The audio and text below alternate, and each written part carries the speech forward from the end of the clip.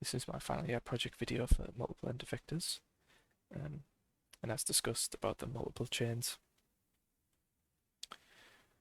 We can see here we have all of our chains, and this is the same script that's used in the full body IK video.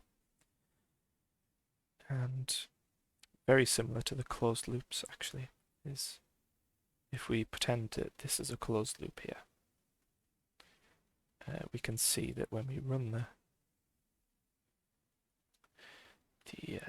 simulation, if we were to move, say, the left-hand side here, we now create midpoint of these two loops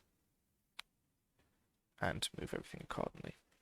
And if you implemented constraints, this would be very useful for hand inverse kinematics. Maybe it's for showing the fingers around a hilt or around a gun, a handle, a door, things like that. The code itself is very similar. It is simply just a way to handle multiple instances of fabric in one script for ease of use. We can move them around and show off how this structure will handle. You can see here that because I'm moving this one now, you're getting priority. This can be changed with weights, maybe. We say that we move the root by this position more so for whatever reason, then we can just, instead of adding them up, dividing the positions by how many there are, we can say we add them up and maybe add an additional modifier for a specific joint effector. But this is sort of a minor implementation for what I'm trying to produce. And that's about it for this video. This is quite a simple implementation of fabric after we've gone over the full body.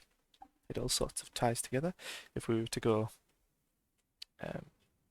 sort of start to finish, we have our sample scene here, which is the initial chain for each of these here. We then have this multiple effector script, which takes control of all of this. And then we have our full body, which is a culmination of our multiple end effectors and our closed loops working together to perform one animation. And an interesting thing actually I noticed about using this specific simulation is that it would be quite good for trees. I've noticed in a lot of games and animation, trees usually involve a lot of texture stretching as soon as you start involving wind. And so you could simply have a root, like in a tree, have all the nodes for the branches. And if the wind's blowing in whatever direction, you save the current position of each end effect and you just move the joint. So for example, wind's blowing in this direction, so move the end effectors, and obviously when the wind stops, we slowly come back to the initial position, and this will cause obvious deformities in the tree. If you were going for something really realistic, you could maybe add a sort of elastic algorithm that said once we go past its potential to bend this way, there's no turning back, or it could break. We could remove this joint and make this the end effector as opposed to this. There's multiple things that you can use fabric for, as we discussed, and there will be further discussion in the report. But yeah, I thought this was a very interesting way to use fabric. It's having for creating trees, makes it much easier to animate, to create. And that's it. Thank you.